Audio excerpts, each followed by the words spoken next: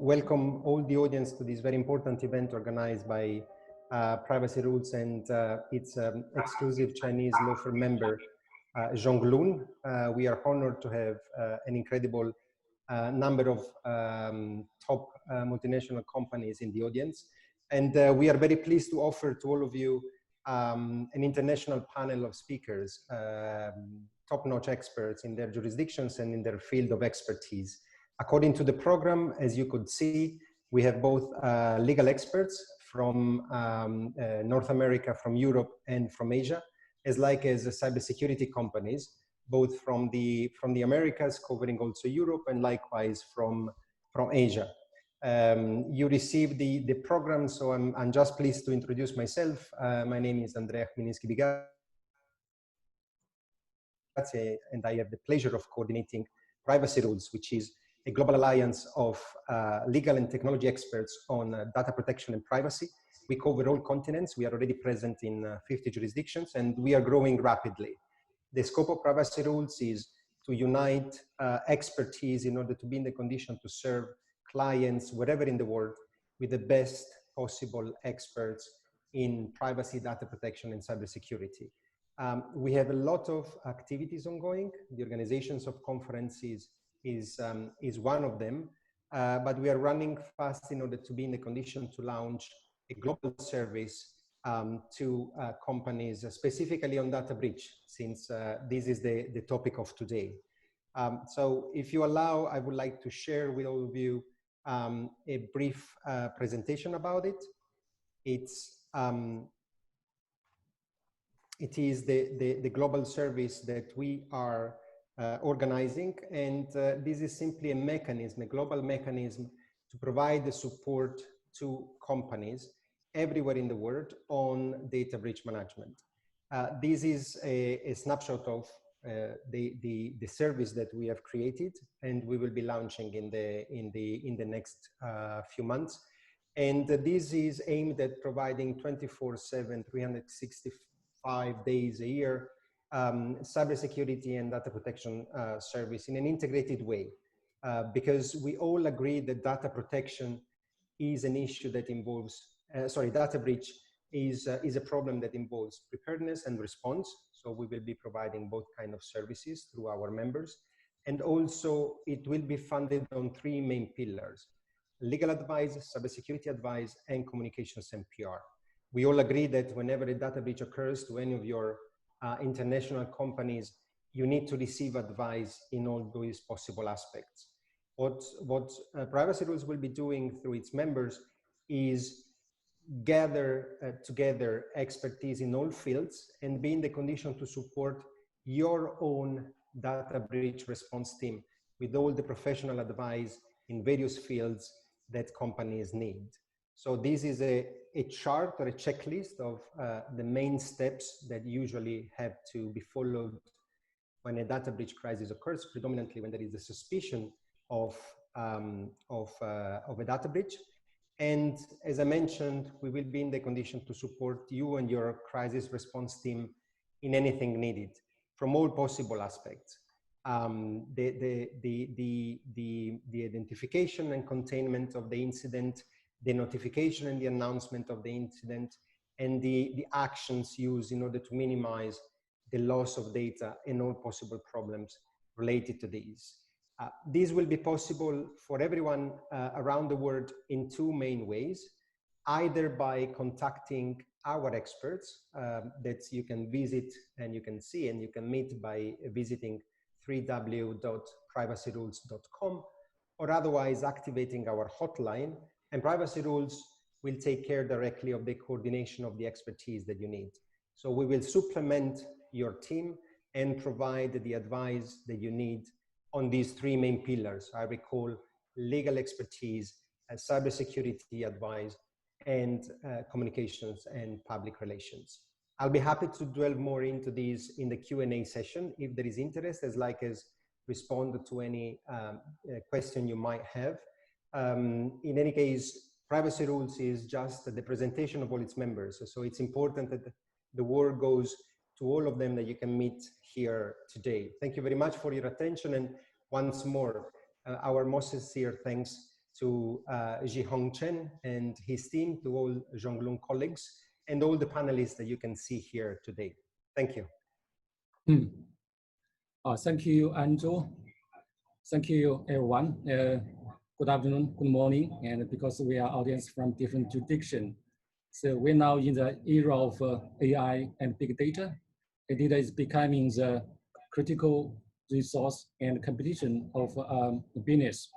And sometimes data is a time boom, and for many companies, due to lack of technical and management matters, data breach occurs from time to time.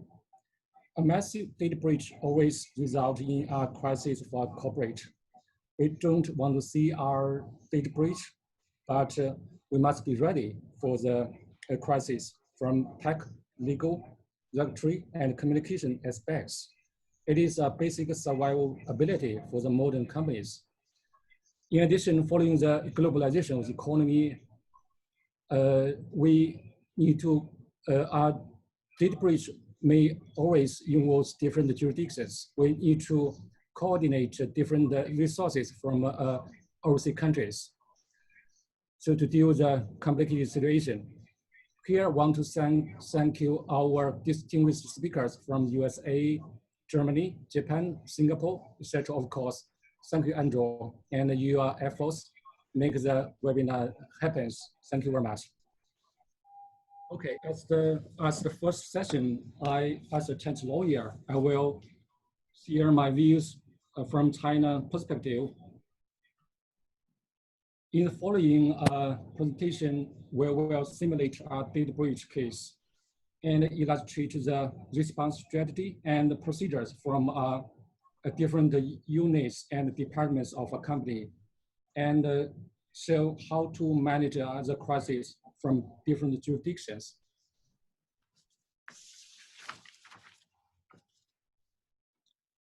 My presentation will have 4 parts. The first part is about the data breach as a crisis, and the second part will see the scenes of simulated, and the third part we understand the Chinese legal requirements, and finally we see in the fourth part to see the corporate response. Simply to introduce me, I am a partner of Zhong law firm. My concentration of practice is cybersecurity, data protection, telecom law, and IP laws. Here's this slide shows the data breach figures. A well-known professional organization named RBS published a report in last year. Based on this report, according to this report, in the first 3 quarters of 2019, there were 5,000 data breaches disclosed globally, and the amount of leaked data reaches nearly 8 billion records. The number of leaked records in last year was almost 2 times of the ones in 2018. A data breach will have severe consequence. We can see the consequence will include the finance losses, and this to deal with data breach, we will incur the indirect and direct substantial financial losses. We'll engage outside counsel, outside experts, and will pay some costs for dealing with the cases. And another consequence is legal, and if there's a data breach, and of course it will jeopardize the right of the data subject and lead to other causes. So there most times there's lawsuits and investigation case by the government. And more importantly, data breach will damage the long-term reputation of a corporate. And the damage to the reputation is long-lasting and immeasurable. As we all agree that no consumer is willing to hand over his data to our unreliable business that cannot assure the security. The reputation is critical. And also operation. And the data breach will disrupt our normal operation, and sometimes the government will will withdraw the license from you, so the operation disruption is another consequences. And this suggests that for our cybercrime cost business almost $2 trillion in total in 2019. It is a huge amount for the businesses. In the second part, I list the penalty cases. And as we many countries have enacted the protection of the cybersecurity laws, which empower the authority to investigate and punish the company that having fault in data breach. For example, GDPR. We have learned many cases. Marriott, Starwood, British Airways, and Facebook. They have all faced severe penalties from the Data Protection Authority. Then move to the second part, see the scene simulation. In the following sections, where we have simulated the data breach case. Here is a case scenario. We mock that a Chinese multinational companies headquartered in Beijing, and they operate the AI and operate AI as big data business. Of course, during the business, they will collect and transfer data among its international office and their subsidiaries, and also transfer data to their subcontractors. Among these data, they are customer data, consumer data, and HR data. There is a suspect data breach, which may involve many countries, include China, Japan, US, Germany, and Singapore.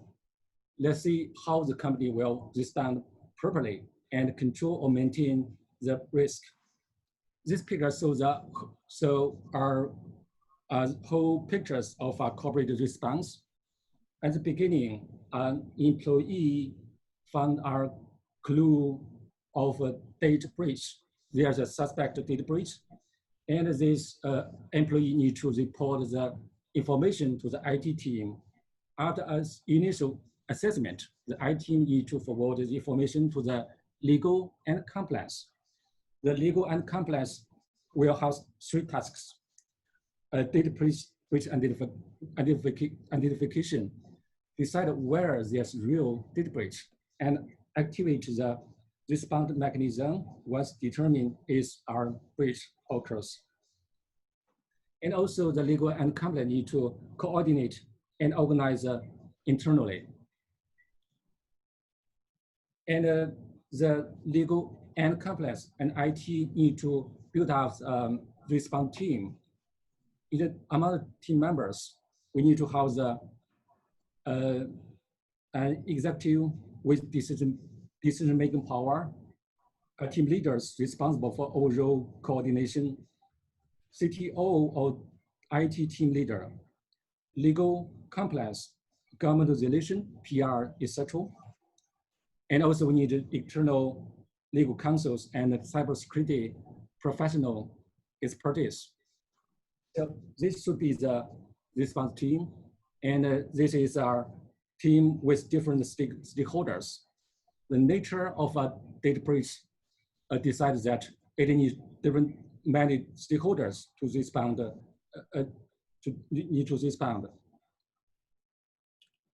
For the response team, and there are 2 categories of works. First one is disposal and assessment. To take the immediate action to minimize the loss and assess the risk on jeopardizing the data subject legal right and interest. Identify where there's our regulatory threshold for reporting. If the data breach exceeds the threshold stipulated by the law, and the company needs to report the data breach to the government. And if the reporting obligation is triggered, and report the data breach to the government, and notify the data breach to each of the data subjects affected by the data breach. Let's briefly introduce the Chinese legal regime regarding the data breach. China has a multi-layers legislation regarding data supervision, and namely laws by the National People's Congress, law by the Standing Committee of the NPC, and the second level is department rules and measures made by the departments and the ministries, majorly by the CEC, MIT, and MPS. We also have the legal resource, and it is national standards, mainly made by the TC 260. Among the legal requirements, and and for each network operators, it needs to set up our emergency plan for cybersecurity and personal information security incidents. And secondly, where a data breach is identified, the network operator so assess likely impact to the incident and take necessary actions. And the law also provides the thresholds for the reporting, and where the reporting obligation triggers, and the network operators or data controllers need to timely report the data breach without delay to the authorities. The content of the report need to follow the law requirements, including but not limited to the general description of the personal information involved, the likely impacts of the incident, measures taken or to be taken, the contact information, and a notification obligation is also similar. Let's move to the fourth part, the corporate response. According to Chinese cybersecurity law, a network also build up the prevention and emergency plan for network incident and data breach. The prevention and emergency plan must be built and be reviewed timely. The network operator, the corporate, so it targets our efficient reporting and communication channels between the employees and the IT and the legal teams. When the employee found a clues of a data breach, he can easily report the clues to the IT and the legal team. Emergency plans should be established, define the response team and their roles and responsibility and response procedure. Emergency drills should be conducted annually or quarterly. Adequate awareness education. Below we show the general procedures for dealing with data breach. Identification, yes or no, where there's a data breach happen. Activate the emergency plan. Dispose and assessment, identify where the nature of the data breach, and freeze the situation. Take immediate actions to contain the breach and minimize the losses, and make a risk assessment. Assess the risk situation to decide whether to report or notify. Documentation, review, and update. Report to the authority, notify the data subject. This is a whole picture for a data breach handling procedure. For the first phase, if one suspect data breach was reported by an employee to the IT team, for the employee side, he needs to discuss the situation with the IT and the legal. If a suspected breach of data cannot be ruled out, it must be reported. And the employee shall file the notification sheet describing the nature, the time, and the categories of PI, etc. When the employee reports the information to the IT and the legal, and the response team should be activated. Disposal, assessment, draft the action plan based on the assessment result, including where to report or not. Here we show the immediate disposal, the contents. We have 3 tips to take the immediate action to contain the breach and minimize loss. This may include isolate the affected system, secure evidence, change login credentials if the login was affected, stop all practice that led to the data breach. If there's a suspected insider, suspend his access to the system. If an authorized data breach to the public and shut down the internal website, contact the third party and to shut down the website pages to control the further dissemination. If the data breach was disclosed to a third party and seek collaboration from a third party and maybe seek undertakings not to disclose further from the third party. If a person responsible for the data breach could be identified, may consider the further legal proceedings. Here's the content for the assessment. Assess the risk that the breach may affect the legal right and interest of the data subject. Below are the factors to be considered. Here's the gross risk, a data breach nature, and identification of the affected persons, special characteristics of the person responsible, and identify the countermeasures taken or to be taken, what measures has been taken and to be taken, effectiveness of the measures. Then we will calculate the net risk. Net risk is gross risk minus the countermeasures we've taken. Finally, we have three levels of severe data breach: lower, medium, or higher. The basis for the management is to decide where to report or notify. If the trigger the threshold defined by law, it must be reported. Let's see the phase of reporting and the notification. This is outside internal interactions with the government and with the public. For the obligation for the reporting is the data controller shall report timely in accordance with the National Emergency Response Plan for Cybersecurity Incident. And the company should be prepared for possible investigation inquiry from the authority. For the notification and timely notify the person affected by the data breach. And normally it should be a person-by-person notification. On special circumstance, they will make a public announcement in the notification to be addressed to the data subject. It will include the nature of the data breach, what interest has been affected by the data breach, advice and remedies has been taken, and context, etc. And so be prepared for the following communication with the data subjects affected. Let's see the potential legal consequences arising from the data breach. Let me try to investigation and related penalties.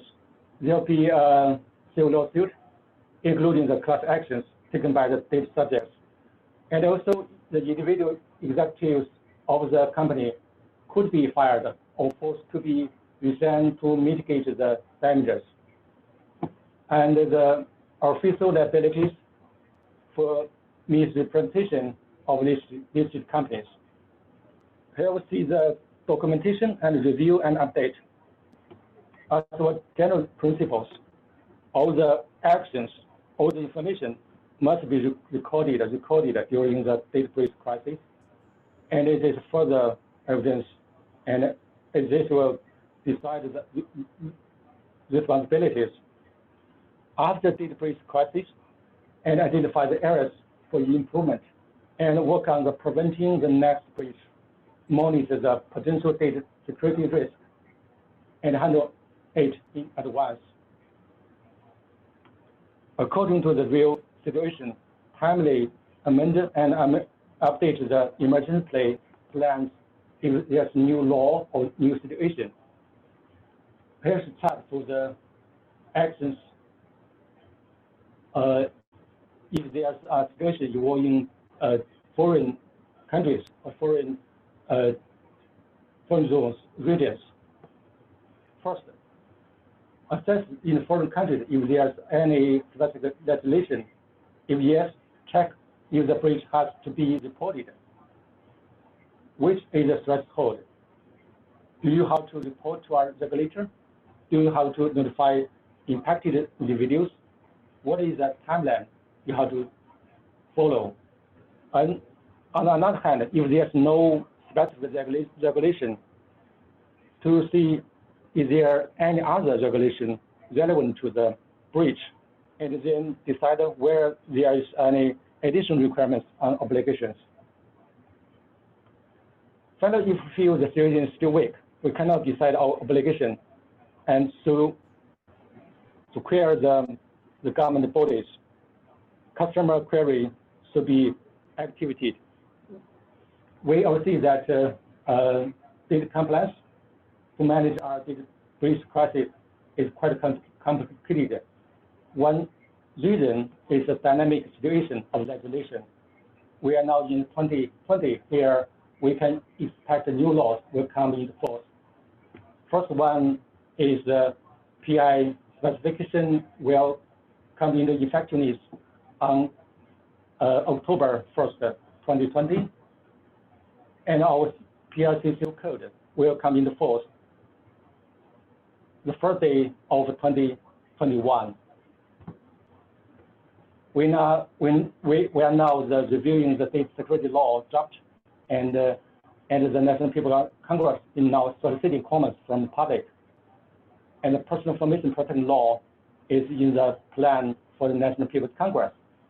And these two laws will be made in a short term.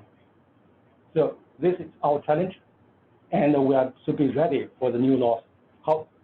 Due to the time limit, that's all my presentation. Thank you very much. Jihong, thank you very much. It was extremely clear, and definitely, despite the technical issues, luckily your PowerPoint presentation was drove us through the different regulations applicable in China, and definitely show us how Zhong Lun and your team specifically provides support to clients in the scenario of a data breach. I am now therefore pleased to open the new session of the new chapter of this first session of our e-conference related to the experience of our international colleagues. For time management, I'll give immediately the floor west to east to our colleague from the United States, thanking him a lot because obviously, considering the time difference, he's awake up late in the night to be in the condition to speak with all of us. But this, again, gives to all in the audience a representation on how privacy rules can respond to your needs 24/7. Mike is about 3:30 in the night in your time zone, and you're there with us. And you will be there with us and with all the clients whenever it will be needed. So I'm pleased to pass the word to Michael Nitardy, but we call him not Mike. We are friends, and he is part of the large team of privacy and technology experts of Frost Brown Todd.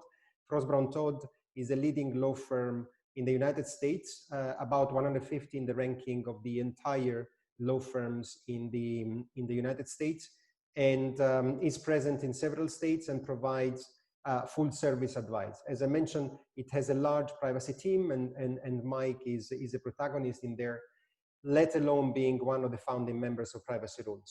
I would leave it to you, Mike, to further introduce yourself, and the button is yours. Thank you. Thank you, Andrea. I really appreciate it.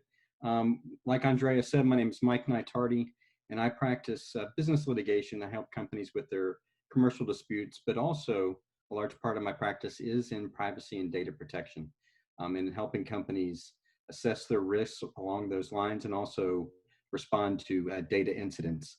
And so where we are right now in this process is we have a breach according to Jihong, and I think that the rest of what we're going to be talking about is what happens then when we cross into other jurisdictional boundaries. And Andrea, I think that you might have a couple of questions about that. Absolutely. In fact, actually, the first question immediately is, what are the challenges to respond to a breach in the United States, especially when the breach might refer to an international company? Yeah, that is a great question. And I think as it relates to what's already been laid out by Jihong is that, unfortunately, you can't just look at the United States and say it's one jurisdiction. So if we have, under the scenario that Jihong has laid out, that there has been a breach, that there's been some consumers that have impacted by the breach, if you have consumers all over the United States that have been impacted, there's not just going to be one specific law that applies to them. The United States does not have an overarching federal privacy law at this time. What it has instead is 50 separate jurisdictions that make up the United States that have their own data breach laws and their own privacy laws at this time. The largest of those that really gets the lion's share of attention is the California Consumer Privacy Act. But that makes it more difficult in responding to a breach. And the reason being is that you can't just look at one set of rules and regulations. You've got to be on top of the 50 separate ones. Having said that, even though that there are 50 separate laws that would be impacted by a data breach, when you're going to have to determine who to notify, how to notify them, what regulatory hoops you have to jump through. One of the other major challenges is that even though you've already determined that you have to notify the consumers in these specific states, you might also have to notify or not notify certain regulatory agencies within those states as well. So it's not as if you're just going to have to be concerned about potentially noticing the FTC, but you might also have to notify specific state regulatory agencies. And that's where it really gets tricky within responding to breaches in the United States. And I would say this is exactly why local advice to complement the response team of the company affected by the suspected data breach is important. So we understand that the scenario is quite complex in the United States, but to try to see the glass half full, are there similarities to some extent among the frameworks in the US? Definitely, and that's one of the silver linings of the dark cloud in responding to a breach in the United States is that even though there are differences, a lot of the state laws have major similarities, or they have enough similarities that you can kind of tailor your response towards the most difficult standard. And usually that has been California. Even though California passed the California Consumer Privacy Act a couple of years ago, went into effect this past January, for the past decade, California has really been leading the charge in terms of privacy rights. And so they were really the first that kind of set forth the standards on what you must notify and when or within a time frame that you must notify consumers that their data has been breached.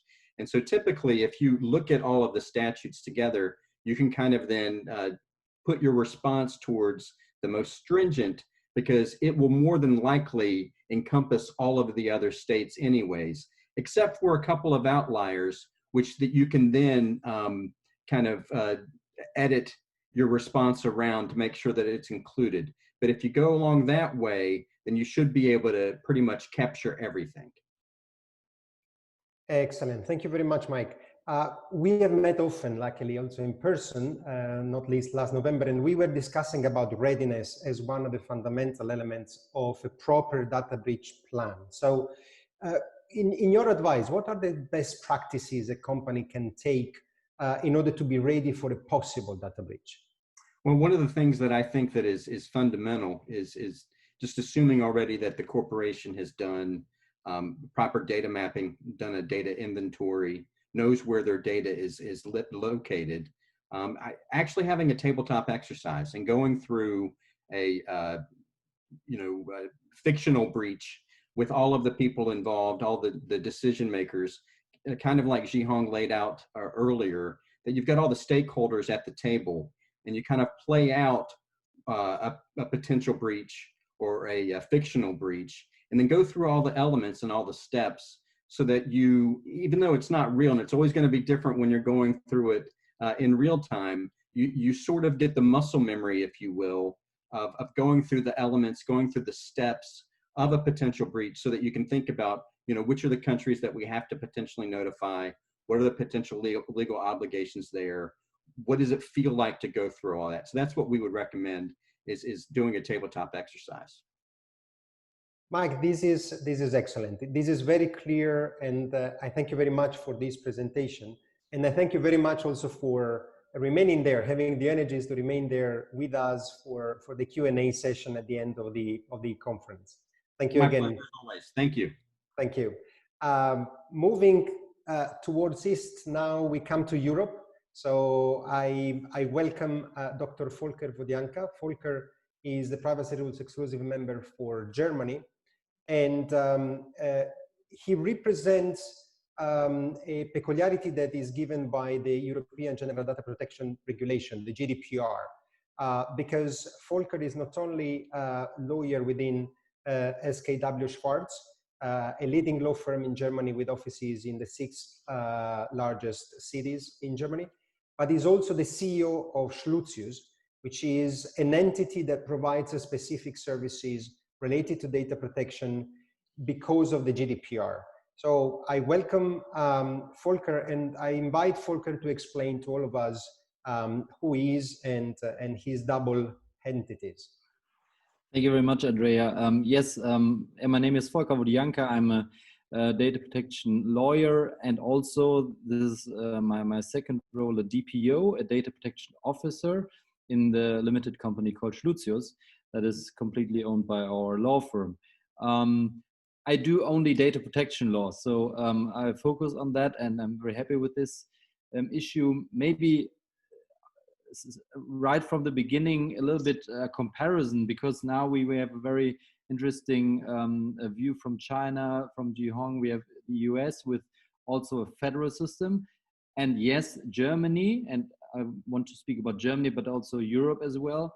Germany has a federal system, so we have many states and also many potentially competent data protection authorities, which is important. This mostly applies for Germany, because in other European countries we have only one national data protection authority. So I think this is kind of interesting as well. And this is the positive message to the world. GDPR covers Europe. So since May 2018, we have one law that would also apply to a data breach scenario. So there we all play on the same page and can assess whether this is something where we have to notify a DPA or data subjects. Excellent, excellent, Volker. So going immediately into the GDPR framework, yeah. Already Jihong and Mike spoke about notification. So which are the requirements according to the GDPR? Yes, we have basically, our first step is, I would like to share a little bit my screen with it's only one slide. So you might want to see 3 or 4, let's say 4 steps. You identify risks, of course. I hope you can see that. Andrea, can you confirm? Yeah? Yes. Okay, perfect. Because you have 2 articles that apply. First is, are you obliged to notify the DPA, the authority? And this is already the case with a quite normal risk. So the assessment is in the area of, is it like a relevant loss of data, a relevant access of unauthorized people to the data, and it must be somehow relevant. And this is already a not easy task for the internal task force, especially, as I say, me in the role as a DPO, I'm usually part of this task force, and I recommend always to, where you have DPOs, to involve them in this assessment. So already, let's say a normal risk would result in the assessment, yes, to have to notify a DPA. When you have a high risk, also the data subjects that are involved have to be informed. So you have a two-level system here: normal risk for the DPA, high risk, then you have to inform also the data subjects. Also important, and this is what I didn't see now in China, or I'm not sure about whether this is the case in the US, timing. Timing is very clearly regulated. You have 72 hours to please end up with your internal assessment and then notify to the DPA. And this is something which is written in the law. So it has to be a very, very quick task. And also the weekend is something where we sometimes are in contact with clients and assess these scenarios. To inform the data subject without undue delay. This is a little bit weaker in the law, but please make sure reaction time is key. You have to notify, and this is something where I also would like to recommend to involve really the professionals, and we are the professionals. you notify, and this is easy done in Germany with online forms. Yeah, each DPA has an online form, so everybody could notify. But of course, nobody wants to notify things and describe things that are not important or that could pose also a risk of receiving a fine. So only put the necessary information, and I put in step 3 here the key information, so that you describe it, the number of data subjects, the contact details of the people that are able to answer questions to the DPA, consequences, and most important, I think, measures. Yeah, what are the measures that you took to mitigate risks? And also for all our IT security members and people that are more on the technical side, GDPR underlines very strongly the importance of encryption. So an immediate effect, and that's why I always tell clients, please make sure that laptops are encrypted, that phones have a key lock and so forth, a PIN code and so forth. So make sure that you have technical and organizational measures at place, because they are good arguments to come to the conclusion, no high risk, yeah? And sometimes even not at all a risk, because when you lose a computer that is encrypted, it's only hardware and not data we are talking about. Maybe last step, only documentation, sorry, of your decision anyhow, positive or negative, because you would like to, and this is a principle that goes through GDPR all the time, accountability, make sure you document. Excellent, excellent, Volker. And that was perfect, because you underline the recurrent theme of privacy rules. So different timelines in different parts of the world, different languages. Sometimes actually you need to notify in the language spoken in the country. Different procedures, as you say, sometimes insufficient information, but even redundant information might hamper your notification and leads to fines. So this was very clear. The second question for you, and I'm a bit concerned about the time, but in practice, which is the reaction to a data breach notification in Germany, and the consequences in case of incompliance? Yes. Experience is, make it short, good experience. I did a lot of notifications, and the reaction was, or the weirdest reaction was, they asked questions, but that was only one case. Usually they don't even reply to you, or sometimes they send you a message, thanks, we will close the case. We talk about a duty and not an entry into an audit. Yeah, it's only the controller has to understand it's a duty to notify, and don't be afraid to notify. It's more like a risk not to notify, and then being confronted with this issue maybe a month or years later. So good, positive experience when you do professionally. High fines in Germany are not in the area of data breaches. High fines in Germany and Europe are usually with issues like not existing deletion concepts and these kind of things. Excellent, very clear. Thank you very much. The last question to the core of the international conference of today. So how do you best handle the international context of a data breach in terms of leading authority? GDPR perfectly coordinates data protection authorities around Europe.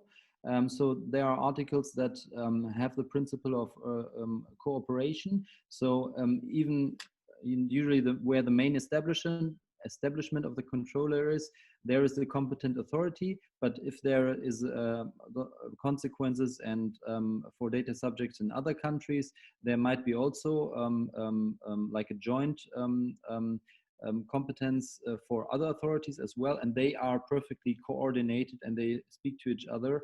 So when you are the controller, it makes sense that you also inform other potential competent authorities. And for the other part, outside of Europe, of course, I will go to all of you, my colleagues of PrivacyRules. Excellent. Volker, thank you very much, Danke, for this presentation. And we definitely invite everyone in the audience to be ready to ask questions to Volker as well for what applies in Germany and in general in Europe. We continue our virtual journey towards East, and now we land in Asia and specifically in Singapore.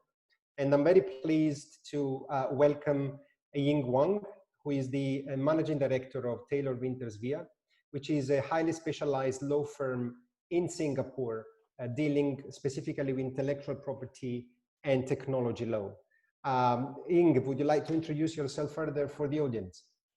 Hi, my name is Ying. Taylor Vinters Via supports a lot of technologically driven companies. My personal practice is pretty similar to Jihong. I had a little bit of disputes experience, so that helped with the data breach aspects of things. Yeah. Excellent. Thank you for this, Ying. And we are informed that many Chinese multinational companies have data centers in Singapore. So could you describe which is the data center industry like in Singapore? So Asia Pacific is jostling with North America for the largest market size in terms of data centers. And in Asia, I think Singapore is considered the leading market. We have a lot of infrastructure providers like Amazon, Alibaba Cloud, Microsoft setting up shop here.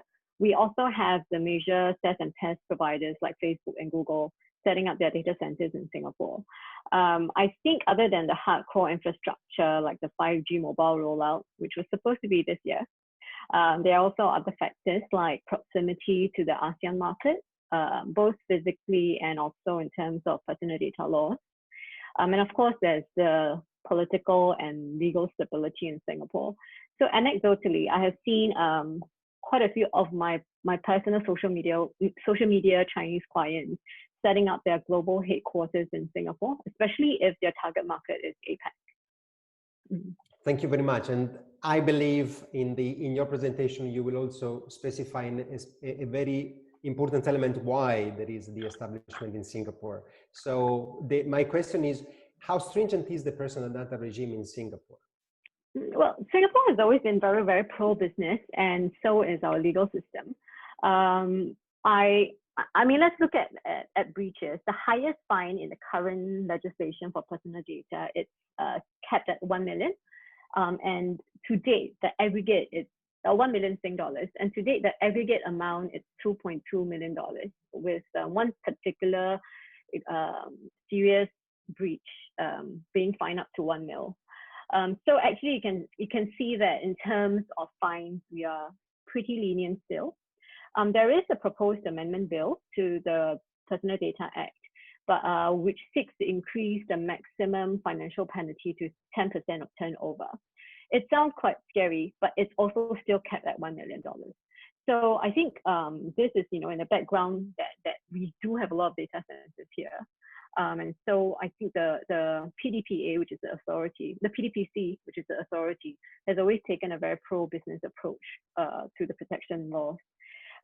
Secondly, I think we are trying very hard to ensure continued free flow of personal information, particularly cross borders, particularly within Asia, ASEAN.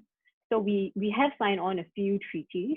The progress will be a little bit slow because some countries in ASEAN don't have personal data protection laws even, for example, like Brunei. So I think this is still a work in progress, but we are working very closely with the bigger markets like Vietnam, Indonesia, and Philippines to come up with a cross-border data flow regulations. Excellent. Thank you very much for these. And we were discussing before already with Jihong about discovery, therefore identification and containment of a possible data breach. So what are the preliminary questions to be raised in the event of a data breach discovered in this multinational company in Singapore? You mean a data center owned by a MNC, right? Sorry, because I lost you for a little while. Yes, yes. So, so the first thing is that I'm assuming the data center is not designated as a CII because that's governed by a separate legislation. So one, it's not a CII. Two, the first question I would then ask is whether there is personal data involved in the first place. And if there is, what are the nationalities of the affected individuals? And then if it's personal data, then is the data center considered a data controller or data intermediary? Keeping in mind that social media platforms, for example, right, like Facebook, Google, would likely be considered data controllers, right? Even if it's their own data centers. So if the data belongs to Singaporeans and it's a data intermediary, the exposure is actually quite little, because under the laws, it's the data controllers that are liable for most things. So the data intermediary, the response is limited to notifying the data controller, preferably, and this is still a guide, it's not in law yet, within 24 hours of discovery of the breach. If the data center is the data controller, then there are other steps. There are a lot more steps that need to be taken, some of which my colleagues have already, which are very similar to the steps in other jurisdictions. But in Singapore, we have framed it up. It's called the CARE framework, C-A-R-E, containment, assessment, response, and evaluation. So I will not go much into containment and assessment. I will just look at response, because I think that's reporting, I mean, because that's what most people are concerned about. So in Singapore, the thing to take note of is, one, is there significant harm to certain individuals? Because if there is, then you're supposed to notify the affected individuals as soon as possible, and also notify PDPC. If there are no significant harms that will be caused, then you only need to notify PDPC if more than 500 people are affected. Yeah, so that's and actually if there is no significant harm, actually you have up to even 30 days to report. Otherwise, you need to report within 72 hours. So there are varying time limits depending on the assessment that's made. Right, so I think it's important to do the assessment quickly upon discovery of breach. Yeah, but do take note, if the information is financially related, MAS, which is the Monetary Authority of Singapore, requires the financial institutions to report within 1 hour of discovery. Of course, then the health-related information, there will be separate legislation for those. If there is suspected cyber attack, hacking, then a report has to be made to the cybersecurity agency and or the police. Yeah, but I think most situations, at least based on our experience, even if the data center is an intermediary, in a lot of scenarios, there may be certain indemnities they have given to their clients who are the data controllers. So even if they are not fined, or even if they're not found liable by the PDPC, due to the contractual obligation, they would have to then, compensate their clients for that. So it's important to also know what the contractual obligations are. The more serious the obligations are, then I would think the closer you need to act as the data controller. Back to the question on MNCs, I guess a small thing would be, what is the legal structure of the owner of the data center? If it's a subsidiary, full subsidiary, then I guess you ring-fence any liability from the authorities. But if it's a branch, then I think the parent company would be affected. So in conclusion, I think one thing that is quite interesting is actually when Michael was talking about America just now, it's actually very similar in Singapore, because even though Singapore is really small, most of the times when companies come here and use our data centers, the target market is not Singaporeans, right? And the target market is actually the ASEAN users. So in a way, we have many pieces of legislation we need to look at. Sometimes these legislations are not even in existence. Which is why, taking a lead from what he said, we do believe that in this area at least, Singapore is considered a country with one of the best governance in data protection. And so it's about best practices. And we would obviously, with no self-interest, advise clients to also use the Singapore standard. Yeah, in fact, like even last year, Malindo Air had a major data breach, right? It pertains to millions of passengers. And you know, if it's millions of passengers, Singapore only has 5 million people, right? So the number of individuals affected is actually more than the population here, but their servers actually sit in Singapore. So most of data center breaches, if any, in Singapore will likely be multinational in terms of the individuals affected. Yeah.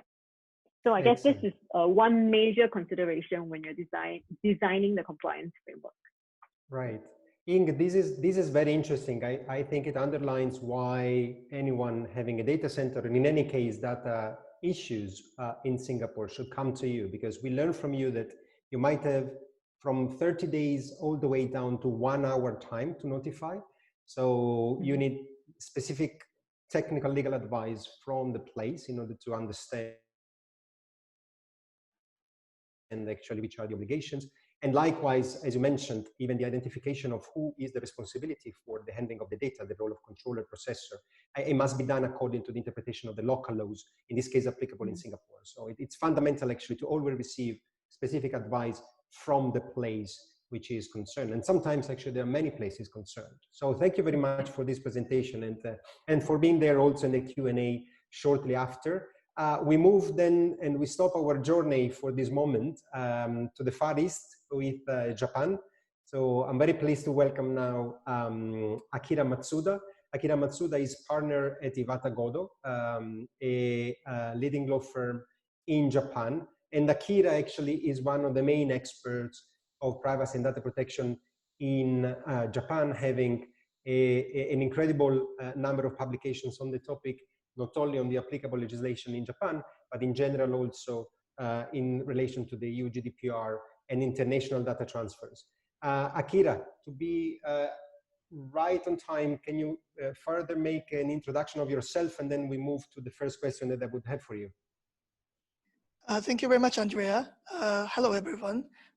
As introduced by Andrea, my name is Akira Matsuda, partner at the Japanese Tokyo-based law firm called Iwata Godo, and I'm heading the data protection, AI, and TMT practice group. As introduced by Andrea, you may see my publication on the slide, and I believe this slide will be shared by Zhong Lun after today's web conference, so you may be able to see the overview of the Japanese legislation. Thank you very much for this, Akira. I move immediately to the first question for you. What are the steps that should be taken if a corporation detects a possible data breach in Japan?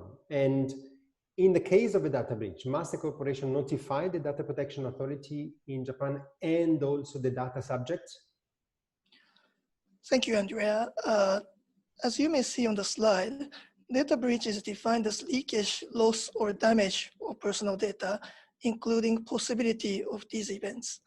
So for step one, we do need an investigation to find out what has happened within the organization or outside the organization. As step two, notification to the data protection authority and or the data subjects. Under the current law in Japan, these notifications are not mandatory, and they do not have we do not have a specific timeline or deadline for these notification. But practically speaking, in case of a substantial data breach, it is standard or common to notify to both if it helps.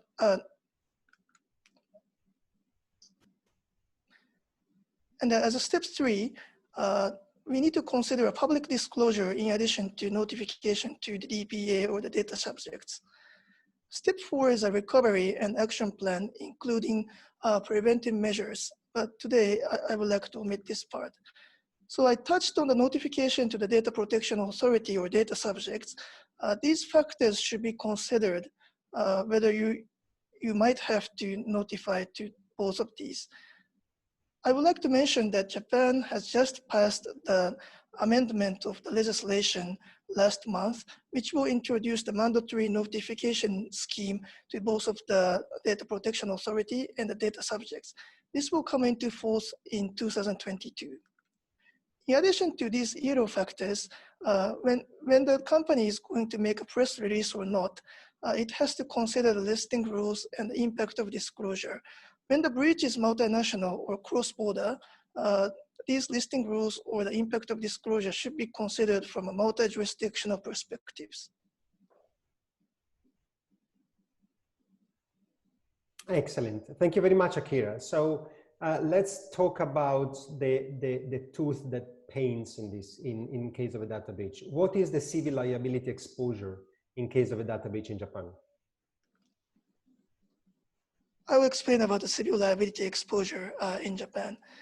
So what I would like to emphasize is that the controller is liable for a data breach through processes if necessary and appropriate supervision is not admitted. This is a duty imposed on controller against the processor. I am emphasizing this because early this year, the Supreme Court of Japan has made a new decision which admitted that liability on the controller side.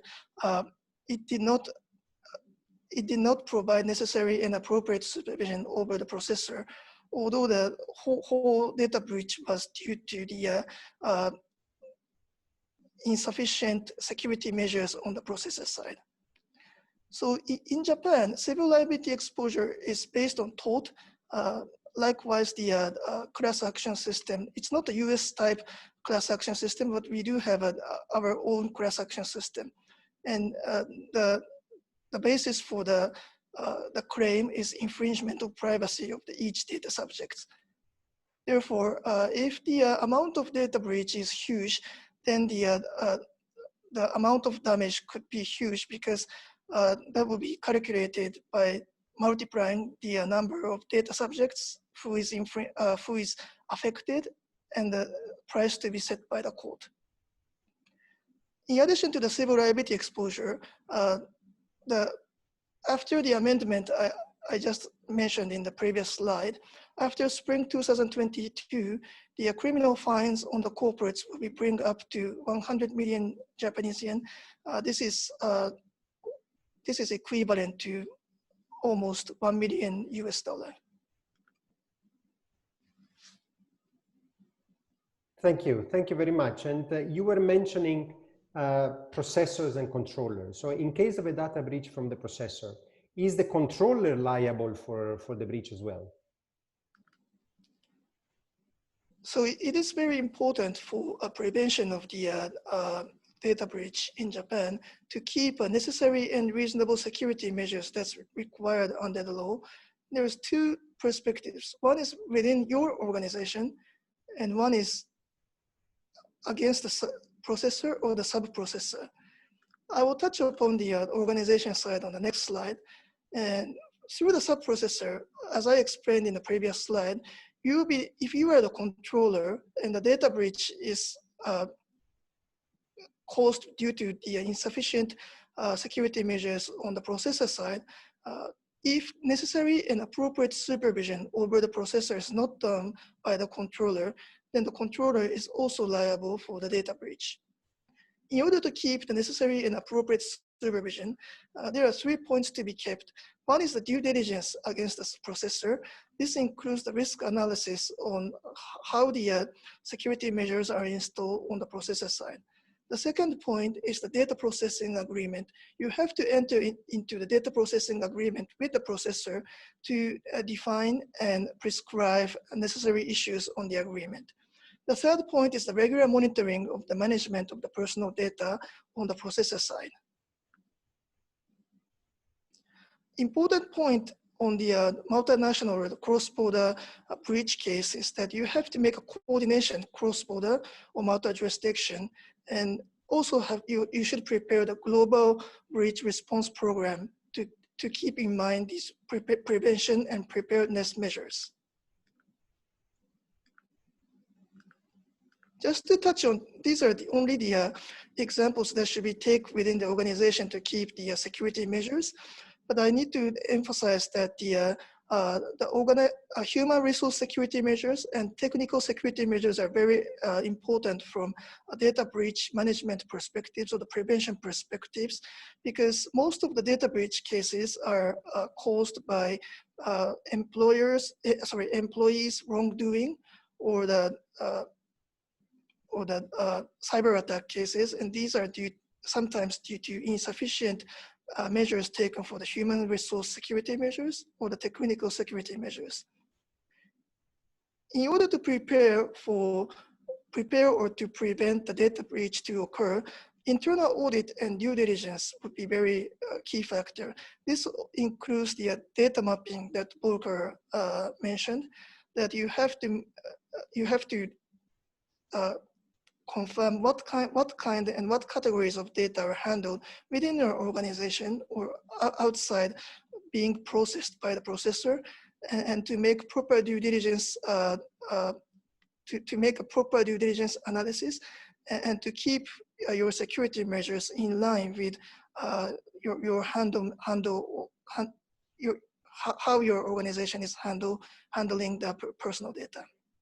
Akira, indeed, this is a fundamental factor, and we are very pleased that in the cybersecurity session of this conference, we will be speaking with a company specialized on these aspects. So I thank you very much for your presentation and for these very clear slides that actually, thanks to the cooperation with Jihong and the Zhong Lun colleagues, we will also disseminate to the audience. I would like to underline that Akira is also publishing an article on the recent legislation in Japan that will be disseminated through PrivacyRules. So I invite everyone to follow us and also to subscribe to PrivacyRules newsletter in order to receive updates in regards to this. And also, I would like to mention and to thank in advance Akira, because COVID-19 allowing, we should meet all together at Iwata Godo's headquarters in Tokyo in the last week of October this year, in order to meet with the business community of Japan together with PrivacyRules Alliance members.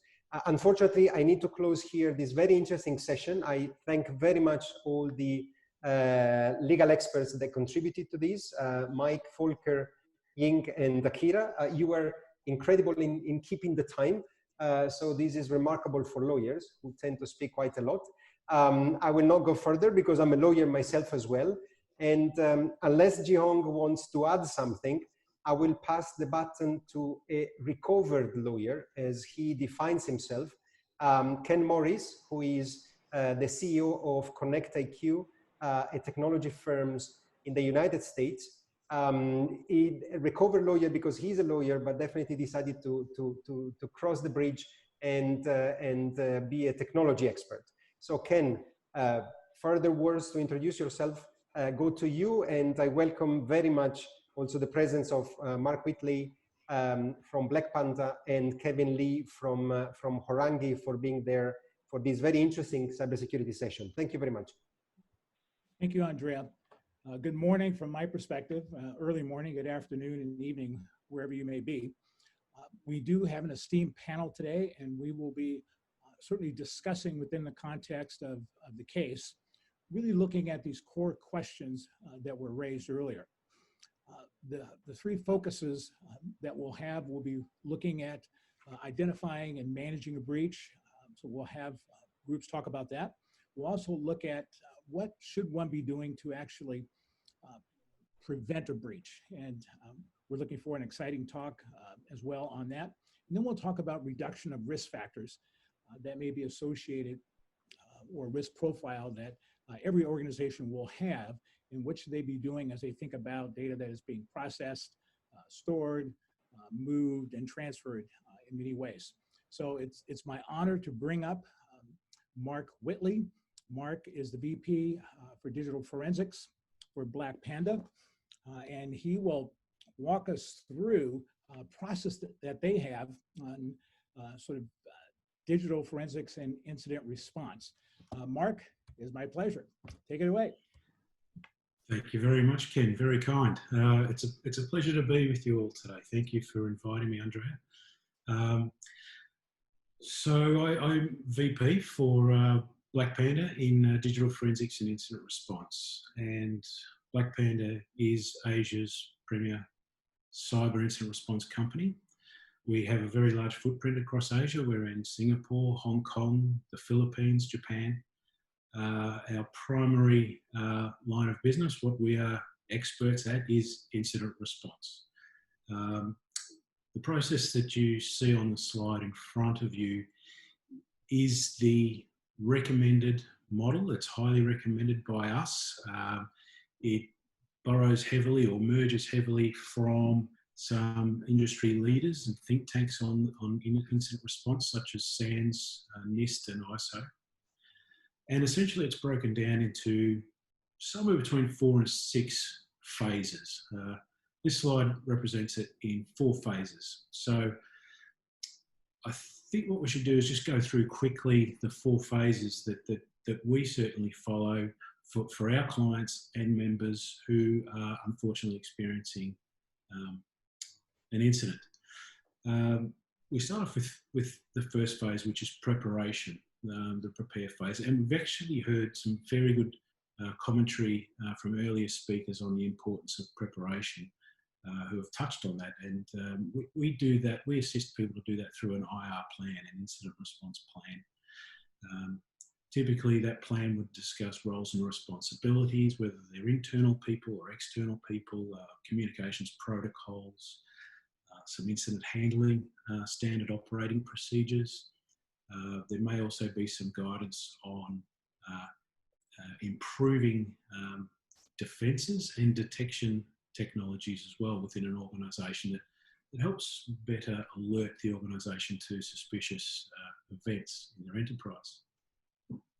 With the Blackpanda model, under the preparation phase, we have members who are friends of Blackpanda who would notify us immediately on suspicion of an incident, and we work through that and try and confirm whether an incident is in fact an incident or whether it's a false positive. We have very responsive individuals who work for Blackpanda. Like I said, we're in a number of different regions and time zones. We have capability to respond to that usually within 4 hours. And that response, early response, is into the identify phase, the second phase. So within that first 4 hours, we will try and determine whether an event is valid or not. We would usually deploy some of our own technology that we've developed called Panda Recon, which is very much assists in that process. Panda Recon is also an enabler for our incident response team to begin the investigation without actually being physically on-prem. So that means that we can react much faster. We do also send incident responders into various locations as needed, but Panda Recon is a fantastic force multiplier for us. So we would like to try and define a scope. We try and assess what the incident category is, what type of event is it, those sorts of things. And then within the next 4 to 24 hours, usually we begin data collection, usually follows digital forensic principles. And we set up communication plans of action and the like. After probably 1 day to 2 days within that period, we will have already done a preliminary analysis on the incident and submitted some kind of a report or communication back to key stakeholders. That report is usually the basis, that turns out to be the basis for the unfortunate victim of such a compromise to use for their reporting authorities. So they may use that report as a basis for reporting to authorities that we heard about earlier.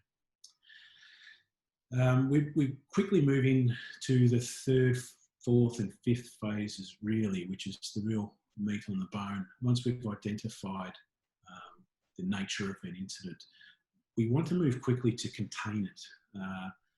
We need to understand very quickly what's caused the incident. Is it an internal threat? Is it an external threat? Is it human error?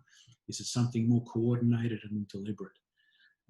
We contain that usually through quarantine or shutting down different devices, or even recommending that perimeter defenses are configured to block maybe IP addresses that are trying to get in some external threats.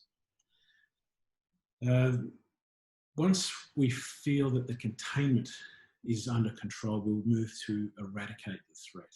For example, if it's malware, known malware sitting on endpoints, we'll move to try and kill those processes, clean them from endpoints, from hard drives.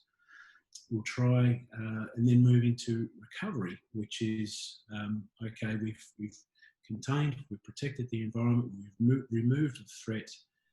Then let's move into how do we get our data back. Sometimes this is a pretty challenging element, and it's a difficult process, even for highly trained experts.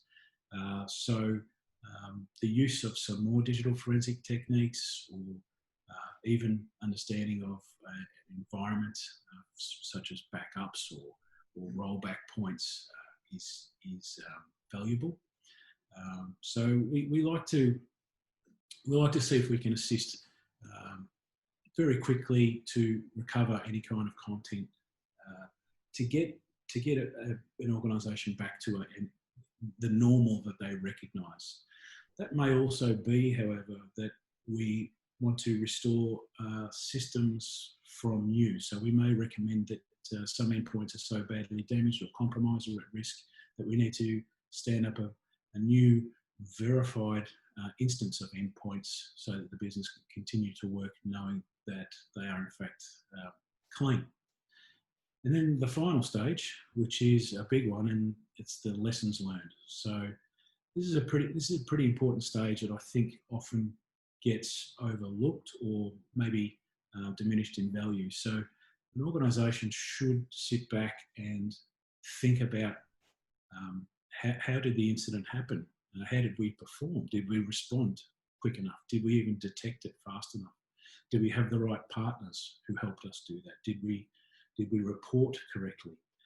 Is there any additional recommendations for our defences going forward to prevent this kind of thing happening again? So the Blackpanda process, as you see, is very robust. It follows some very clear logic. All of these phases have outcomes and deliverables that are important. And we find in our experience that having a detailed understanding of these kinds of steps enables the victim of some of these incidents to actually perform very well in their incident response with positive outcomes. If I could offer some advice, it would be ensure you go back to the first phase that we see there, which is the preparation phase. Ask yourself some hard questions. Do you feel that you are prepared? Do you think you have all the planning in place? Do you feel that you have all the right partners helping you? And if you don't, then reach out and try and fill those gaps that you have. And I think you'll be in a much safer position.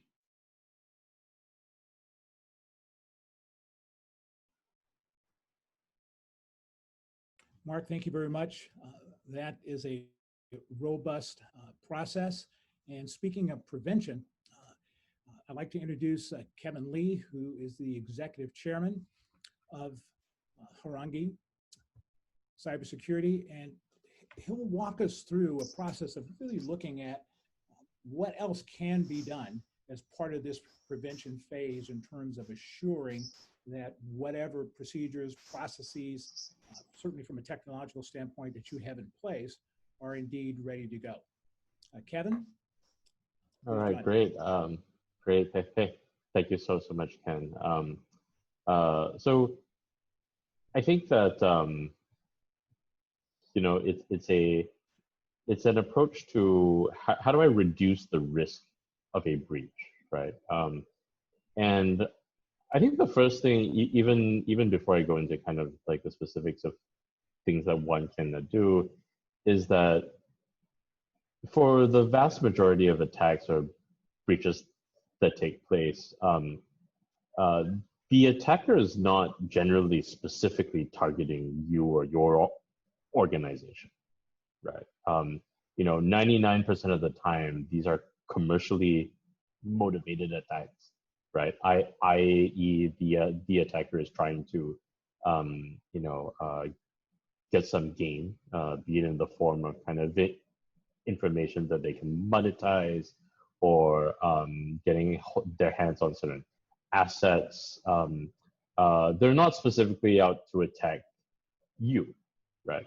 And so there's the old saying, like, it's not about outrunning the bear, it's about outrunning the guy next to you, right? To make yourself a less attractive target for attack, so that your attacker's return on investment is higher to just go after someone else. So that's why we thinking about the prevention piece is such an important thing, because most of the time, a modest amount of investment in getting your foundation right can often save an enormous amount of pain, money, and time on the back end, right? So my company, Horangi, we're a cybersecurity company based here in Asia, headquartered in Singapore, and operating throughout most of Asia. And we, look at cybersecurity as really strengthening your defenses around 3 core areas of people, process, and technology, right? And it's important to note that, it's not a question of just investing in sort of one, right? So you may have the best tooling or software, cybersecurity software in the world.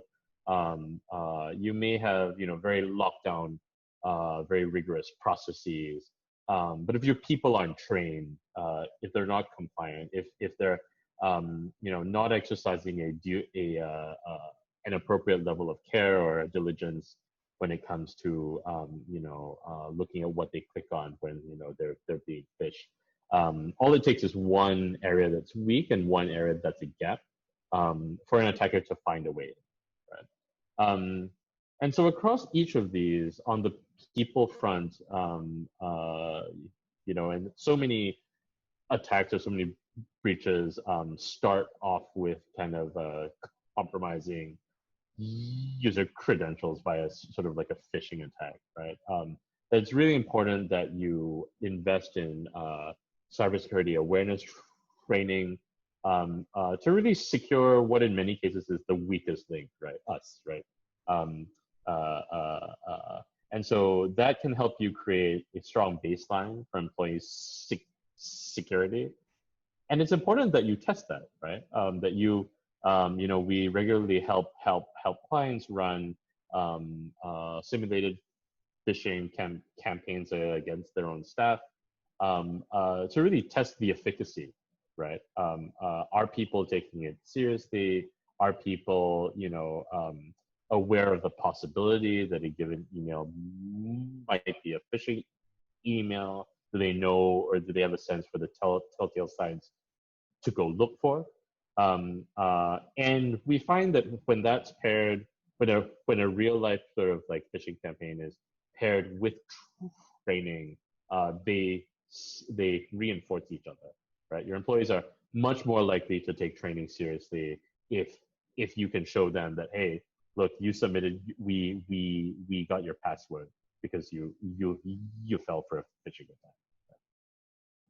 The second piece is on the process side, and that's really about doing a in-depth cybersecurity assessment to identify what the main gaps are in your security posture, right? Whether it's in terms of like the policies that you have in place, the processes are, and the degree to which they're being followed.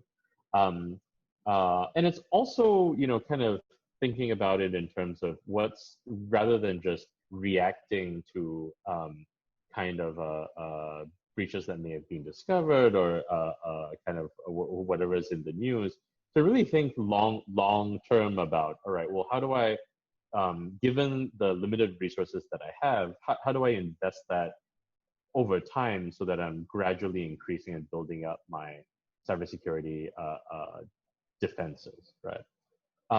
And then on the tech side, we think that it's often a combination of like investing in the right tools, but especially for preventing a breach, to invest in high quality penetration testing, where a firm like ours would deploy some of the skilled professionals that we have to try to breach your network, right? To try to get into your systems and look at kind of the common pathways or techniques that an attacker might use, and assess the degree to which these are gaps in your current systems, right?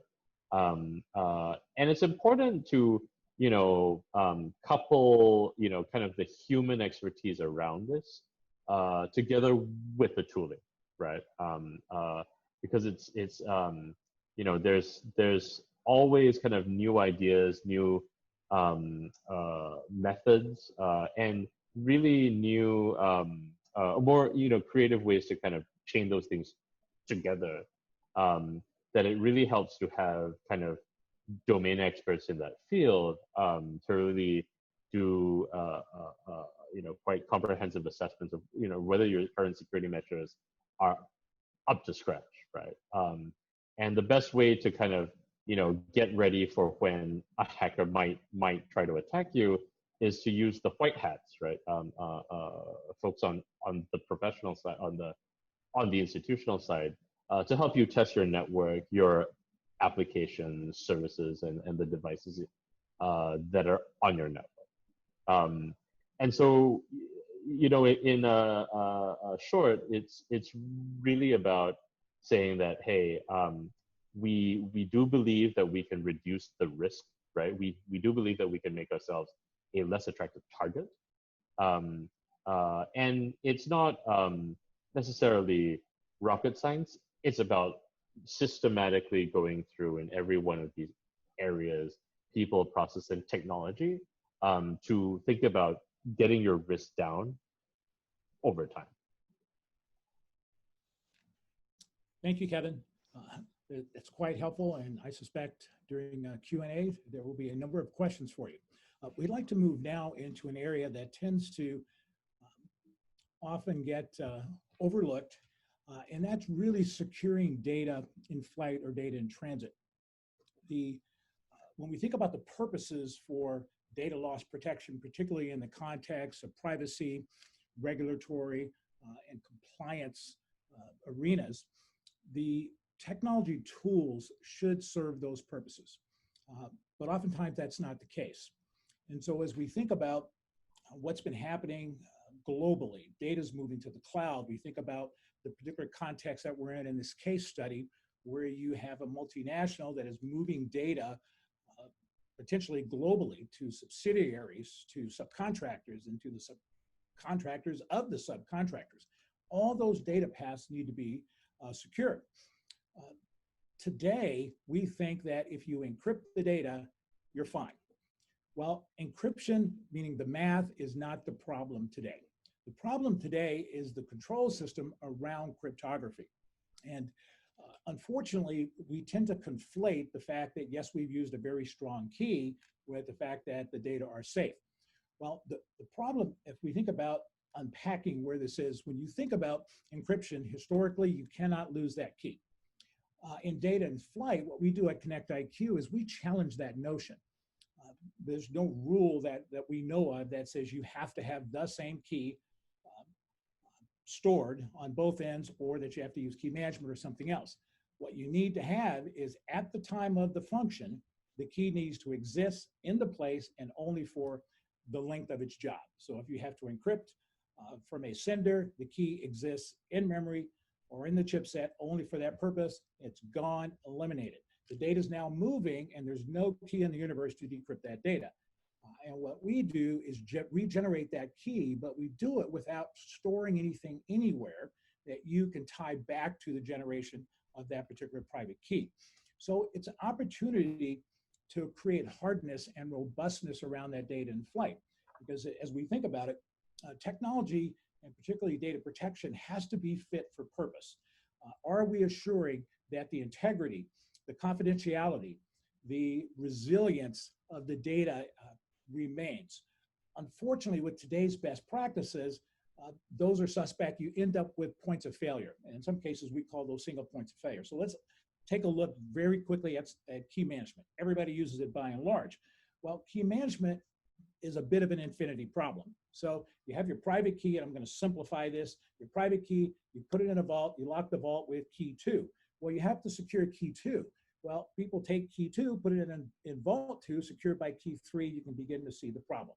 There's always a key hanging out here somewhere that exists. Bad actors understand this game very well, and they've become very adept at getting copies of these secrets or keys. So that's a point of failure. Another one is the certificate authority system, which today we use broadly. But when you think about business and how people engage, and organizations, nation states, weapon systems, it doesn't matter, those two endpoints are known as a general rule. So trust can be established between the endpoints, and you eliminate the need for a certificate, which is primarily a proxy for identity. If I get a copy of your certificate, I can run a man-in-the-middle attack. And the problem is it's out of band for you. It's just out there on the internet doing its thing. And so now you have this problem of you don't know what's happening with your data. So an industry has sprung up, and parts of that are good. You need to do malware detection. You need to check everything that's coming into your environment. It's done in large measure because the current considered best practices are suboptimal to protect that data while it's in transit. So again, we end up with another potential single point of failure. Another area to think about is this notion of forward security for your data in transit. And this is wrapped around one of the principles in Article 32 under the GDPR, is that organizations really should be looking at using state-of-the-art, and state-of-the-art sometimes is beyond what's considered best practice. Best practice oftentimes gets defined simply as more people are using it, not that it's necessarily optimally effective. So as we continue to go through this process, is your data in flight security, is it quantum proof? Well, quantum proof, the problem there is because most organizations will use PKI. PKI has a public key. Quantum computers factor the private key from that public key, this is the theory, very quickly. And so if you don't need PKI to secure, because you don't need to deal with certificates as a proxy for identity, you create trust between the two endpoints, that's known, you can eliminate the need for PKI. And what that brings one is now a complete trust environment where only the sender can generate the key and only the receiver can generate that key. If someone tries to compromise the trust environment, they don't have the ability to generate the key. Further, you end up with a purely auditable environment. And from the standpoint of all the data and impact on that data in flight is tracked. And so if someone makes an attempt to decrypt the data in flight, that is auditable. You know where it occurred. You know the exact IP address, not a spoofed IP address.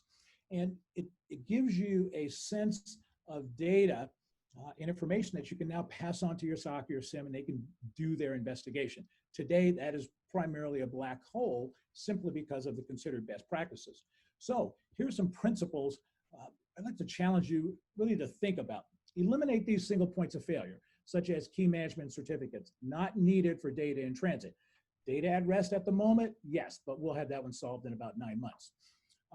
And reliance on static and stored encryption keys. It's not necessary for data in transit.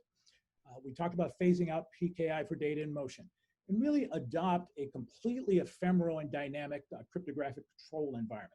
Remember, it's not about the cryptography, it's not about the math is fine. Really enable trust in a zero trust ecosystem. The world is moving to zero trust. We think that's useful, but you still have to have trust somewhere. And what we look to do, and we believe it's a sound principle, is to enable trust inside the zero trust ecosystem. And finally, really work on using true end-to-end encryption. End-to-end encryption today, you need that certificate to sign that key. eliminate that step. It is not necessary for data in transit. At the end of the day, technology's role, and this is one of the beauties of privacy rules, is they're looking to marry the legal side, and as a recovered lawyer, I like that, with the technology side. And to the degree that we are successful in getting that done, that inures well to the benefit of your clients. So again, as you think about this whole issue of most of your data is in motion, it is not at rest. You monetize it while it's moving. And so we challenge you to go beyond considered best practices because they are continuing to prove suboptimal to protect your data and by and large to protect your customers' data. Thank you all. And this is wonderful. And this is wonderful also because you close right on time. So technology experts beat the legal experts for a couple of minutes. No, but seriously speaking, thank you very much for the expression of the core values that we have at Privacy Rules. Actually, Ken is a founding member of Privacy Rules. And I definitely thank very much Mark and Kevin. It hasn't been mentioned by them, but I know that both Blackpanda and Horangi can also provide advice in Chinese. So for our Chinese audience, I want to remark that actually you can use them also in your native language, which is very important in many instances. This was a beautiful second session, so thanks a lot for these. I believe that now we can open the Q&A session. Jihong, I don't know if you want to make any initial remark. Otherwise, I can submit the questions that we have already received.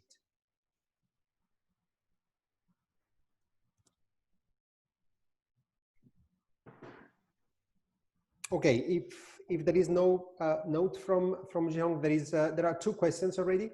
So the first one, it's a very broad question. So I would like to invite everyone from the lawyers' side to try to be as concise as possible. The question is, what is the difference of notification to the data protection authorities and the data subjects in the European Union, in China, US, Japan, Singapore? So in all your jurisdictions.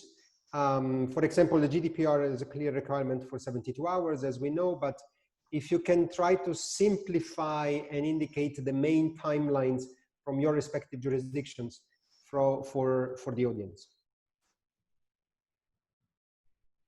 Yeah, this is Mike from the United States perspective. One of the difficulties that we mentioned earlier is that there is no overarching law. But to make it as simple as possible, is that there are some states that have specific requirements that notification to both the consumer or to an agency should be within 30 days of discovery of the breach. In large part, then the remaining of the states state that it should be within a reasonable time or as expedient as possible, which practitioners typically will then intuitively kind of like feel if you've made the notification within 30 days anyways, you've met that standard. So those are good rules of thumb. Thank you. Volker. I think, yeah, as I said, the 72 hours is in GDPR very clear for the DPA. The other is without undue delay for information of the data subjects. Maybe a little bit in between when it's not possible to be to notify or to collect the information that is necessary. Of course, you inform the DPA and send more information after these 72 hours. That's of course possible, but it's a very strict timeline that also of course starts only as at the point where you are aware of the data breach, meaning when a processor doesn't inform you, of course, you as a controller cannot notify anything. So. Thank you, Volker. We go to Ing. Hi. For us, I think it depends. If it's financial, then the FI would have to report within 1 hour to the monetary authority. So it's not PDPC. But it's actually really wide, because if it's a data controller has 30 days to assess the impact of the data breach, and the timeline starts from upon assessing and realizing that it is significantly harmful, or that's more than 500 people, then they would need to report within 72 hours to PDPC, or as soon as possible to the subject. Thank you. For my clarity, PDPC is the Data Protection Authority in Singapore. Thank you. Yes. Akira. Okay, as I mentioned, there is no mandatory data breach notification currently in Japan, but it just says a prompt notification, except for certain sectors such as the financial sectors. But it also says only prompt notification is required. After the amendment, there should be two sets of notification to the Data Protection Authority. One is the preliminary one, where no time limit will be set. And the second one is the detailed notification, where certain time limit will be set, but this will be prescribed under the sub-legislation which will come later this year. Thank you, Akira. And I believe that Jihong, probably the question was also for you, if I'm not mistaken.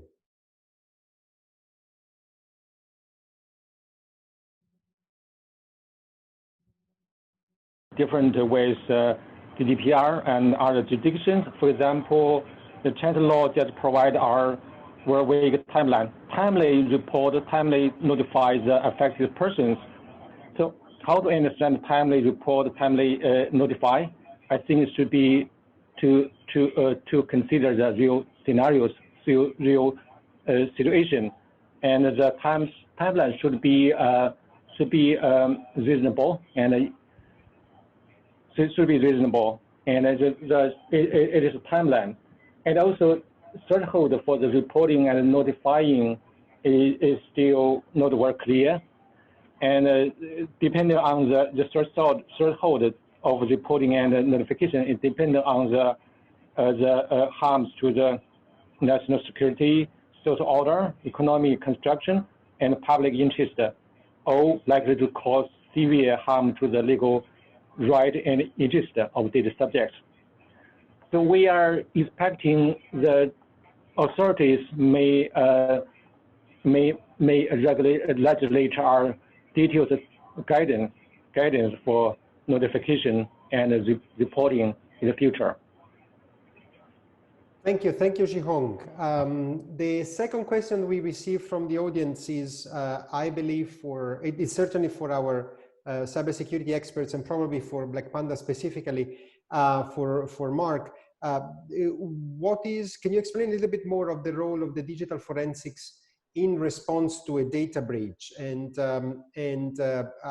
we believe that digital forensic experts work with law firms as well. Is that correct? Yeah, that's right, Andrea. It's a very good question, actually.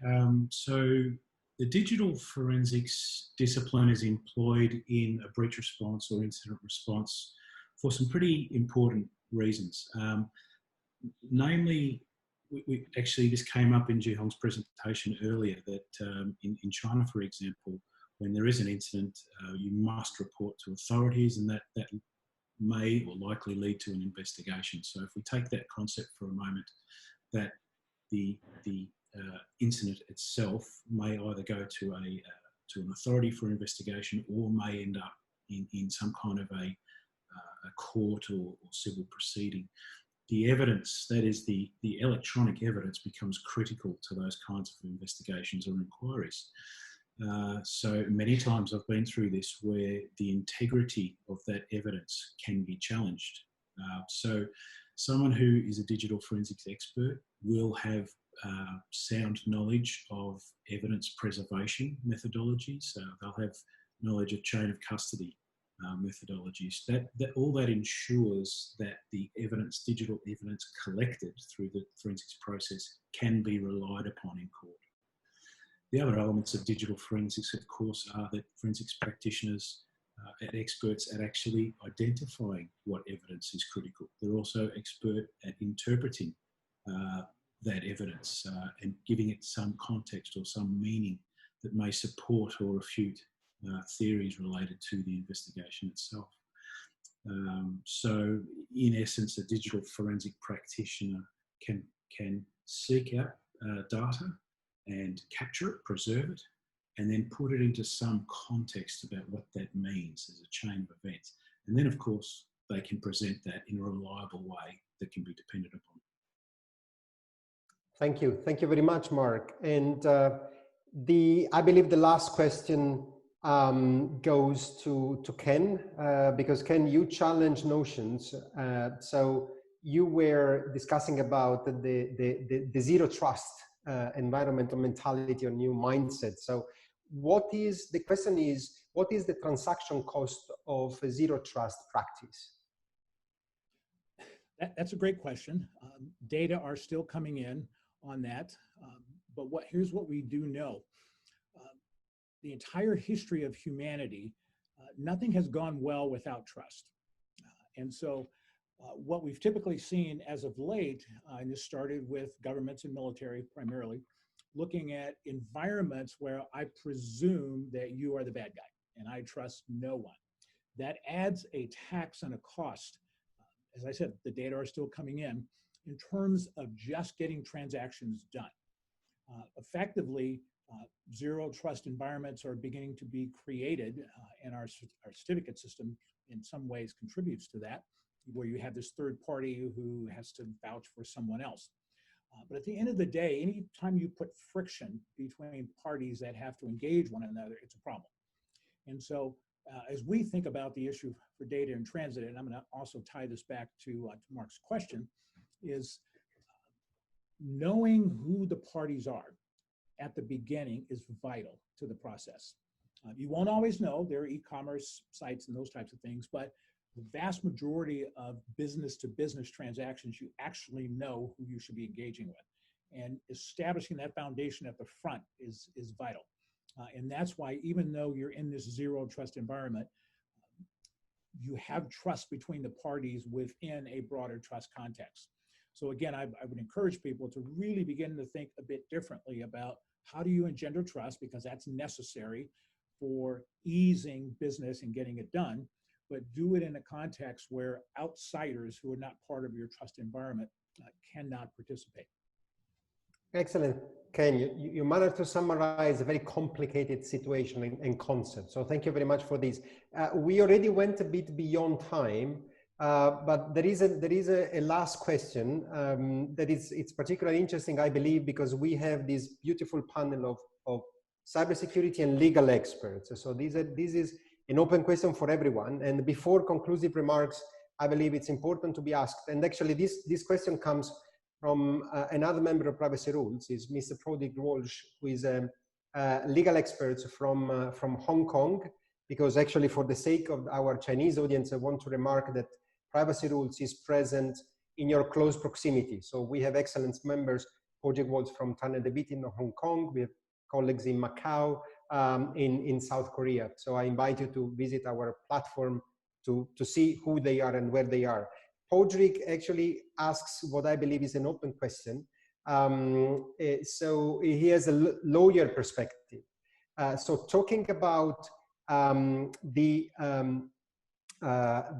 legal privilege, the professional privilege between the client and the lawyer, should be the lawyer, in case of the need of a digital forensic or technical expertise in general, should it be the lawyer to hire the technical expert on behalf of the multinational, to remain in the case scenario of today, or otherwise should be the multinational to hire the technical expert and pass it on to the lawyer?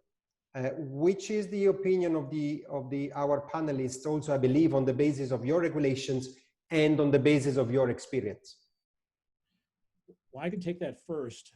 Certainly speaking as a lawyer, recovered, I would say the MNC should actually, if you want what is discovered and in the process to be part of work product and privilege, absolutely have the lawyer hire. So at least you have an opportunity for cover. Work's going to be the same by and large in terms of the story, the narrative, how you're putting together essentially what happened. So all the data coming into that process through the law firm will confer a bit of privilege. I don't know about all jurisdictions, but certainly here in the US. Can the MMC hire them directly? Absolutely. Mark can talk really eloquently and Kevin about their work in terms of what they do. That doesn't change. And so it becomes a question of, is one seeking privilege or not, in my view. This is Mike. I'll just add that I agree with Ken, and that'll be it. That's a first. Is there any other opinion around the board? Or experience from Mark and Kevin? I mean, from I think what we've seen from our clients, we've seen a mix. I think you know, it's not always the first thing that pops into the mind of an organization at the point that they've been breached. So you know, kind of in practice, you know, like if you if you don't take the right preparatory steps, and that includes, you know, having kind of like a IR incident response kind of preparedness, sort of like policy in place. Often steps like this can get skipped, right? Because you're dealing with a crisis. Potentially it's something where there's a lot of public or regulatory or both sort of pressure and scrutiny on you. So I think that it's something that, you know, it makes sense to work out during kind of the peacetime, when you're trying to make plans, so that if, knock on wood, something of this sort should take place, that, you know, if you've decided that it's an important thing for you to be covered by that, then you'll follow that process, and like the counsel that you use will know who your preferred sort of providers are for each of the things, right? Because if you're just dealing with it kind of ad hoc during a crisis, this is probably not among the first 30 things you're going to think of. Yeah, I would actually echo both Kevin and Ken's comments there, that it's much more advantageous, and I'm talking by a factor of about 150, to have all this organised in your planning. So I like the expression that Kevin just said, in peacetime. So we spoke earlier about the preparation phase of those 4 to 6 steps. The preparation phase is critical. That's where you will identify your partners should there be an incident. And of course that means legal partners as well, or even media interfaces or telco interfaces, things like this. Additionally, I would say as part of the preparation phase, we did talk about it earlier, is practicing your incident response plan. So tabletop exercises, running the team through scenarios that would trigger the need to involve legal or counsel or third parties, and get used to that's part of your cycle. Because often when it's all flying around the room and everybody's panicking, those are the sorts of things that can get overlooked, and it may be critical to the incident response process. So put it in the planning phase at the very beginning, practice and test it. Excellent, excellent, Kevin, Mark, and Ken, of course, and everyone. If I can make a very conclusive remark before passing the word to Jihong for the very last. First and foremost, I would like to thank all the panelists, and on behalf of PrivacyRules, the entire alliance, actually, Jihong, the Zhong Lun colleagues, starting from Jiawei for hosting all of us. It's been a privilege, really, very interesting to have this debate. Every single item of what everyone has said warrants a specific conference, and it's the wealth of knowledge that all of you have, it's really incredible. And this is the reason why actually PrivacyRules tries to gather these in time of peace. I use the words of Kevin as well, to allow every kind of client actually to get prepared for the worst and try to sleep as best as possible. This conference will be published in a few days on our platforms as well. So the details and the specifics of all the panelists will be present there, along with some presentations. So I invite everyone in the audience to register to our platforms and social media in order to be timely informed about this publication and additional materials that we will disseminate. If I'm allowed to make a little spot, obviously we are in COVID-19 times. And definitely on behalf of the entire Alliance, we express our sympathy for all of those who are particularly affected by the pandemic nowadays. One of the realities of the pandemic is that it is changing the way we work. We were supposed to be with Jihong and Jiawei physically back in March, because this conference actually was planned to take place at Zhong Lun headquarters in Beijing in March. But obviously for the pandemic, we had to change, and eventually Jihong decided to have this online. COVID has prompted new attention globally on privacy because of tracing apps, because of a variety of reasons. So PrivacyRules is working in order to try to disseminate independent information on all these, to companies, to institutions, to private individuals. For instance, we are having on the 30th of July, a webinar, a live webinar to discuss about privacy of travelers in times of COVID-19, because we are asked, all of us, those who can travel, of course, to be tested. Our temperature and other biometrics can be taken in airports, and this is something that was not happening before. So the concept of privacy is changing, and we are discussing this with flight companies, with airport DPOs, and some of our experts as well. And PrivacyRules will continue to publish highly specialized independent information on all these very sensitive topics. The second point, and I close here, everyone has debated about the need to be prepared. Again, get ready in time of peace beforehand. And these, I believe, should happen for two main reasons. First and foremost, in case of a breach, not only you will suffer economic loss, not only you will suffer reputational damage, not only you will be subject to fine and to possible lawsuits, but also you will have to open, I'm talking to the clients, you will have to open your systems to an emergency situation where external advisors will have to come and authorities will have to investigate what you did. So your vulnerability will even increase. It's much better to get these expertise beforehand in the preparation phase, where actually you will be in the condition also to protect your systems as best as possible, and also your trade secrets and others as best as possible. The second, lessons learned and the people factor, as it was also in the presentation of Kevin, eventually goes to one core element, which is the one of training. So getting prepared also by training the staff members.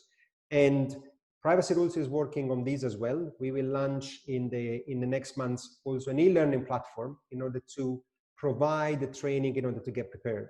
So please, I invite everyone to continue following us on our platforms and receive training also in different languages, which is very important because actually workforce not necessarily speaks English. I conclude here, and once more, I would like to thank warmly all panelists and Jihong and Zhong Lun colleagues for these. Thank you very much. Okay, thank you, Andrew. Thank you, our panelists, and particularly considering the time difference in different countries. As we know that China's central government has announced various policies promoting the AI and big data industries in China. We believe that AI and big data industry will have a booming period, and data breach and data management will become our more important topics in China. And after this webinar, we will collect the feedback from our audience, and I think that we will arrange further and future webinars with you. Thank you very much.